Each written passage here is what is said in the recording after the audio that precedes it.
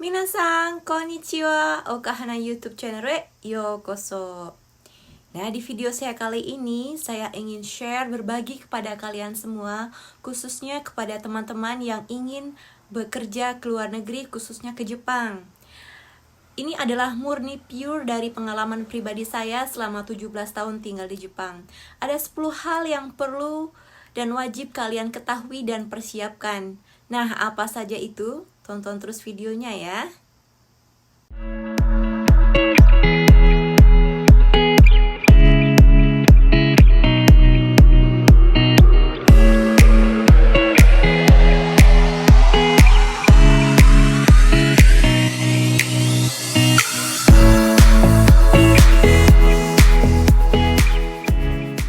Bekerja ke luar negeri. Tentu banyak orang yang menginginkannya ya teman-teman, karena ingin mempunyai gaji yang lebih besar, karena ingin menambah pengalaman, karena ingin jalan-jalan dan lain-lain ya. Nah, sebelum itu kalian mesti tahu apa saja yang perlu kalian persiapkan dan kalian ketahui. Yang pertama adalah mempersiapkan dari segi fisik ya teman-teman. Pastikan sebelum kalian bekerja ke luar negeri, khususnya ke Jepang, fisik kalian itu dalam kondisi tubuh yang prima ya teman-teman. Pastikan kalian tidak mempunyai suatu penyakit yang serius, karena ketika kalian datang ke Jepang dan kalian sakit, itu biaya untuk pengobatan itu sangat mahal. Walaupun kalian misalnya mempunyai asuransi kesehatan, itu pun harganya juga begitu mahal ya teman-teman, karena ada beberapa penyakit yang tidak bisa ditanggung oleh asuransi kesehatan. Nah, selain itu di Jepang itu ada 4 musim ya teman-teman, dimana berbeda sekali dengan di Indonesia yang iklim tropis ya, dimana kalau musim dingin itu sangat dingin sekali, dan musim panasnya di Jepang itu sangat berbeda sekali dengan negara kita. Musim panas di Jepang itu sampai 47 derajat Celcius. Jadinya sangat-sangat panasnya itu seperti pengap kita berada di dalam sauna ya teman-teman. Sehingga banyak orang waktu musim panas itu dehidrasi, sehingga banyak dilarikan ke rumah sakit. Bahkan ada beberapa di antara mereka yang meninggal. Nah, dari itu kita harus beradaptasi dengan lingkungan yang sangat berbeda dengan negara kita. Tubuh kita harus bisa beradaptasi dengan lingkungan baru ya teman. Yang kedua yaitu siapkan mental kita ya teman-teman, sebab bekerja di Jepang itu sangat berbeda sekali dengan bekerja di negara kita. Di Jepang itu sistem kerjanya sangat on time terhadap apapun, mereka sangat menghargai waktu. Pas jam kerja kita harus benar-benar kerja, dan pas waktunya istirahat kita harus menggunakan jam istirahat itu dengan baik. Tinggal di Jepang itu tidak gampang. Kalau kita tidak bekerja berarti kita tidak makan ya teman-teman, dan mental kita itu sangat digembleng sekali, sebab kita harus mandiri dalam segala hal. Semua harus kita kerjakan sendiri dan tidak bisa tergantung dengan teman atau orang lain ya teman-teman. Selain kita diwajibkan untuk bisa beradaptasi dengan lingkungan, kita juga harus beradaptasi dengan makanan yang ada di sini ya teman-teman, karena untuk masakan makanan Indonesia itu harganya sangat mahal sekali, karena dia itu diimpor dari Indonesia ya teman-teman. Jarang kita bisa memakan masakan Indonesia, kita harus bisa memasak ala kadarnya. Dan jika kalian bisa untuk belajar masakan Jepang. Dan juga kalian harus mentalnya kuat terhadap bullying. Bukan hanya di Indonesia saja, di Jepang itu bullyingnya sangat tinggi ya teman-teman, sehingga banyak orang Jepang yang tidak tahan dengan bullying dari teman-teman dan orang-orang sekitar. Banyak kasus bunuh diri terjadi di Jepang. Jadi siapkan mental kalian. Nah teman-teman, perlu kalian ingat bahwa orang Jepang itu tidak semuanya baik ya teman-teman. Sama dengan bangsa kita, ada yang tulus dan ada yang modus. Jadi kalian perlu berhati-hati. Dan kalian juga akan mengalami stres dan homesick karena pekerjaan dan lingkungan sekitar kita. Nah, yang ketiga yaitu bahasa. Sebelum kalian berangkat ke Jepang, pastikan kalian sudah mengambil kursus belajar bahasa Jepang melalui buku, melalui lagu, melalui film, dan lain-lain.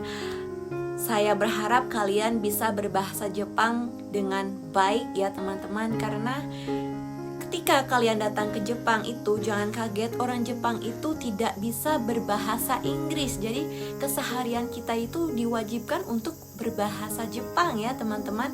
Jadi jika kalian tidak dapat berbahasa Jepang dengan baik, banyak hal-hal yang dapat mempersulit kita di dalam pekerjaan dan di dalam lingkungan sekitar kita ya teman-teman.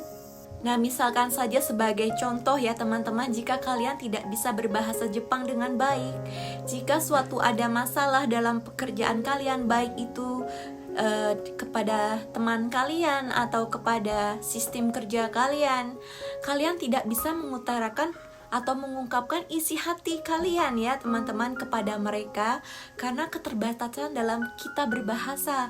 Dengan kalian bisa berbahasa Jepang dengan baik dan lancar, kalian bisa mengungkapkan isi hati kalian dengan baik, mengungkapkan ide-ide kalian, keluhan kalian, dan lain-lain.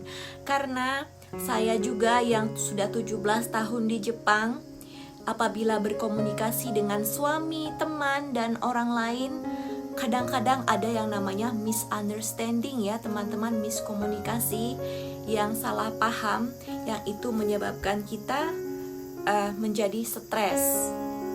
Selain kalian dituntut untuk bisa berbahasa Jepang dengan baik ya, kalian juga wajib bisa menulis hiragana, katakana minimal ya teman-teman, dan kanji. Apabila kalian bisa itu sangat bagus sekali, karena kita bekerja di negara orang di Jepang itu dituntut harus bisa hiragana, katakana, dan kanji, karena di Jepang tidak memakai romaji ya atau alfabet seperti di negara kita dari A sampai Z ya teman-teman.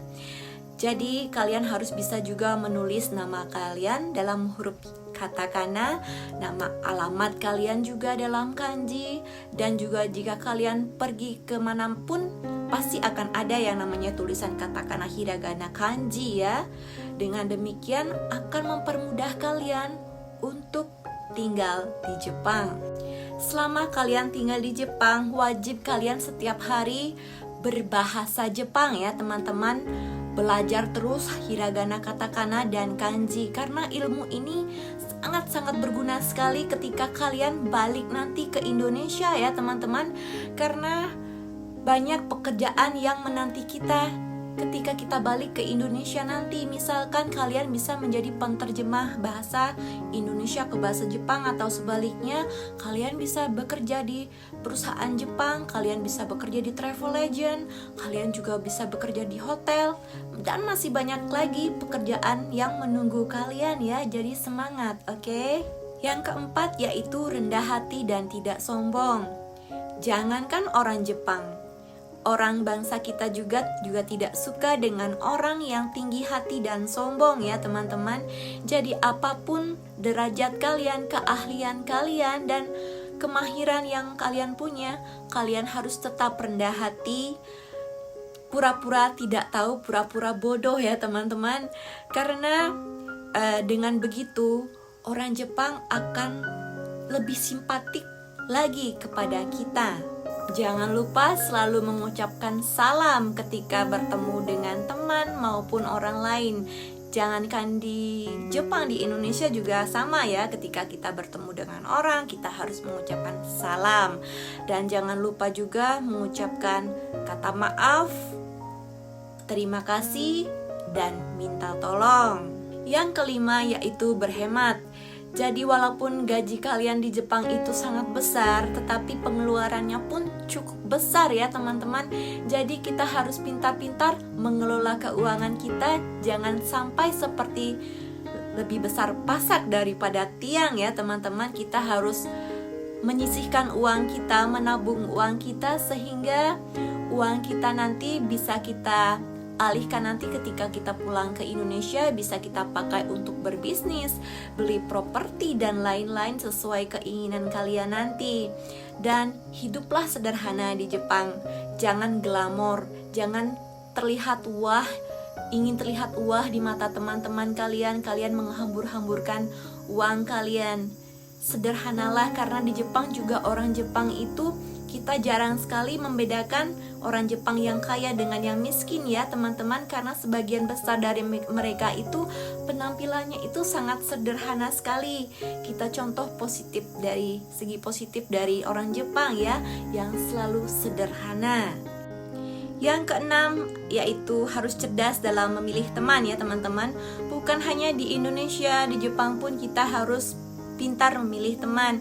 Kita boleh bergaul dengan siapa saja, tapi untuk lebih dekat kita harus memilah-milih kepada siapa kita bergaul.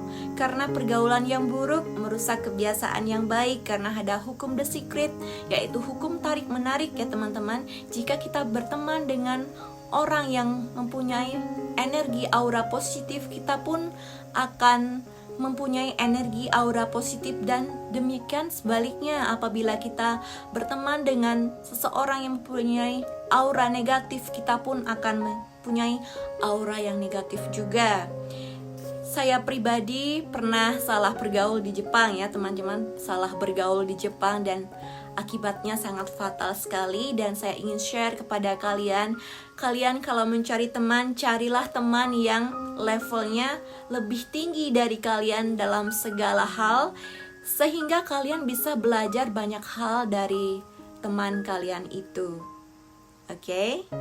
Saya bukannya sombong, tetapi saya benar-benar memilih teman. Saya menghindari teman-teman atau ibu-ibu yang suka nongkrong-nongkrong atau ngerumpi-ngerumpi gak jelas ya teman-teman, atau pergi ke dugem dan berhura-hura. Karena bagi saya itu waktu itu sangat berharga sekali. Kalau kita bisa memanfaatkan waktu dengan sebaik-baiknya, kita pun bisa menjadi wanita yang produktif ya.